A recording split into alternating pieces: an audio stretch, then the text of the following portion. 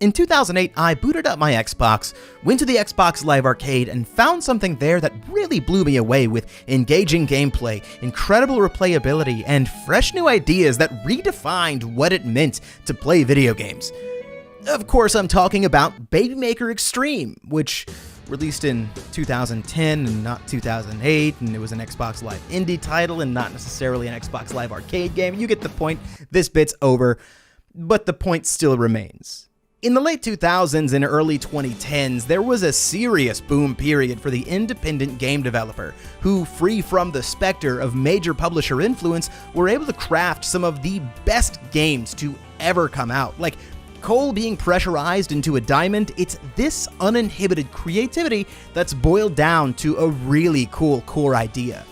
What if there was a game that let you do paperwork? What if I let you turn your foes into friends? What if time moves when you move? What if you had a really good relationship with your father?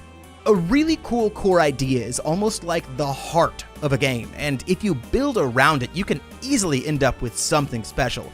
And even if your game falls short, you can just as easily bring that same idea into your next project. And with game development tools more accessible than ever before, we haven't even scratched the surface on the depth of experiences that are out there.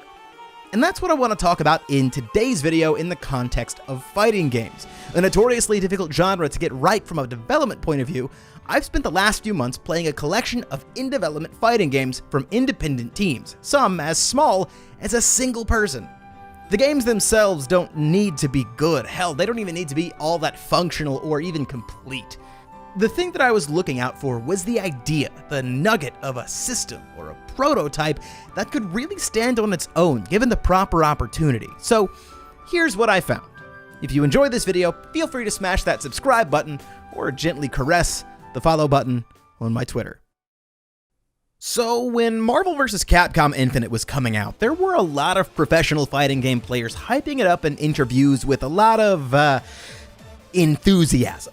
And even this many years later, there's still one quote from an interview about the game that I remember from time to time. It was from when Born Free was talking to Filipino Champ, and he said this. Link dash, I could wave dash, I could fly, I could do this, I could do that, and it's open world. Now, given the hostile environment that discussions about MVCI were taking place in at the time, people memed this quote to death because, you know, that's the dumbest thing that Filipino Champ has ever said. In fairness, it does sound kinda ridiculous on its face, and open world fighting game only really makes sense if you're the type of person who believes that every Mario game is an RPG because you play the role of Mario in a game, and if you are that person, stop watching this video, turn on Netflix, CoComelon is right there. At the time, this quote was seen as disingenuous, a stretch of a comparison that only someone with an active interest in marketing a video game would say. Surely nobody actually believes that an open-world fighting game is really a thing, right? And then I played Heatwave and thought, oh, I totally get it now. It's not that Heatwave by Monochrome Soft is a game where you can jump off of mountains or return fetch quests or fall through a floor into an infinite abyss, but what it is a very impressive game that allows for a lot of player expression by giving you a bunch of tools to do very impressive things with very little restriction. Between the lowest, fastest air dash you've ever seen, jump cancelable normals, assists, parries, supers, EX moves, ultras, double jump cancelable normals, and a burst that can be used defensively to break combos or offensively to continue them, it feels like anything you want to do in a combo will work if you're willing to put the resources into it. In other words, you see that mountain? You can climb it! Now, I don't think I necessarily have it in me to pull a Leon Massey and talk about this game for an hour while somehow using a total of 40 words, but I will say that all of these mechanics, heavily inspired by games like Guilty Gear and Last Blade, work to make offense feel almost improvisational in nature, almost as if it moves to the beat of jazz in a cosmic gumbo, all held together by a spectacular game feel. Heatwave makes you feel like you're the goddamn sickest fighting game player to ever exist whenever you bust out a dope combo by complete accident in the same way that Brian F. wins major tournament matches. And at only $5, you're also getting a surprisingly hefty amount of content in the game with 15 well-developed characters that share 20 assists, 3 different control modes that change up the game significantly with a bunch of standard fighting game fare like combo trials and an upcoming visual novel story mode. It's fantastic, and outside of this godforsaken input, there's not an element of Heatwave that I cannot recommend enough for people who really enjoy labbing out cool things in fighting games.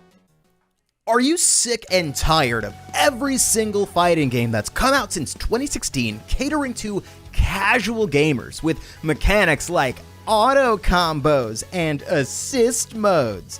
What about doing special moves with baby mode inputs like quarter circle forward?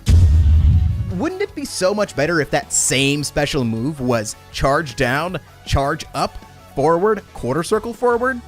If you think so too, I would wholeheartedly recommend a game called Motion Sickness: Impossible Inputs for Impossible Damage by Andrea Demetrio. It's a game that at its core is a parody to the perception that fighting games are dumbing themselves down for wider audiences. It does that by making inputs so needlessly complex that only someone with a desk level of hand dexterity would be able to make any headway at all. Now, if this were the only thing that the game had going for it probably wouldn't be that good, but the most interesting part about Motion Sickness is that the game allows you to take advantage of 3 different difficulties of special move inputs. There's the previously mentioned super hard Motion Sick, your standard fighting game motions, and finally, simple single-direction special moves. Of course, as the title of the game implies, the easier the move is to do, the less damage it does. So in-game, you're always making the decision of sacrificing consistency for damage or damage for consistency. It's honestly a pretty neat mechanic, but the cherry on top is that you can actually change which system of inputs you use on the fly during a match. You can even cancel into and out of moves by switching into a different control scheme, almost like a stance switch or a Roman cancel. Motion Sickness provides an interesting gameplay alternative to accessibility by making accessible options core to the overall experience. It's good stuff, and by the way, links to this and all of the games I'll be talking about for the rest of the video are in the description. Lastly, one of the most common complaints and most frustrating things about fighting games in general is that most of the time the overall package of features is never that great. One of the biggest culprits would probably have to be the exclusion of meaty single-player features. Fortunately, there are some indie fighting games out there that make an honest attempt at letting the loners play with themselves. Right now, I want to give a bit of shine to a neat little game called Beatdown Dungeon Demon Day by Phil Airdash, which does a lot of the same things that Them's Fight Nerds did with their single-player mode, like the top-down RPG style and fighting game matches against story-specific NPC opponents. But I do like the way that Beatdown Dungeon focuses on building a party, so if you're weak with one character or low on health, you can swap them out for a new point character. I also like how there's a lot of dialogue between the characters, so you get more story and a sense of their personalities. And for my Paper Mario fans out there, there's actually a pretty robust badge system that changes the way matches are played. You can choose between a badge that gives you a parry or a fast fall or more air dashes or a special launcher or better damage scaling on combos or better chip damage or better... you get the idea.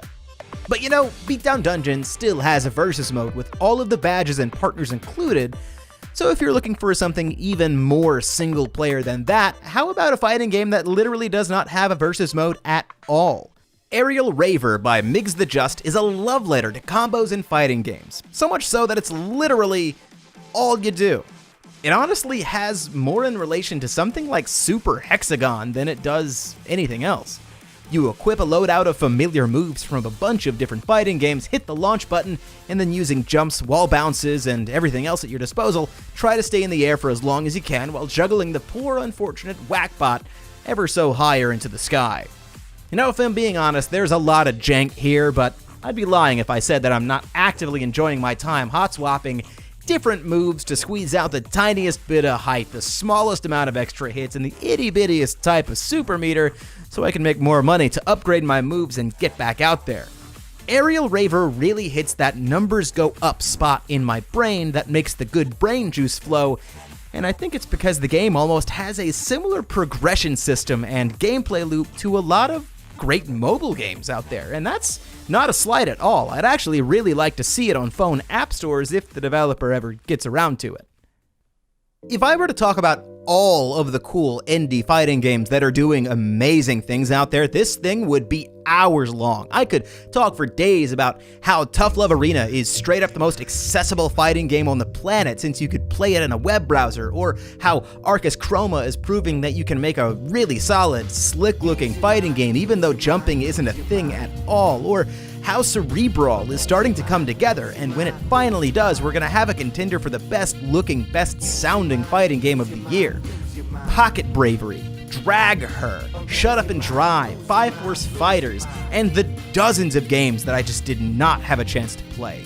It's impossible to keep up with all of these outstandingly creative new games, but thankfully, Andrea Demetrio, the previously mentioned creator of games like Motion Sickness and Schwerber Blitz, has a recurring article on supercombo.gg that features great indie fighting games that you should pay attention to. I hope I was able to introduce you to a new game you've never heard of, so go out there, try something new, recommend it to your friends in the same way that I'm recommending these games to you, and you just might make an indie game developer's day. Thanks for watching, and if you enjoyed this video, please consider subscribing to my channel, since I'll have more fun content out soon, and I'll see y'all next time.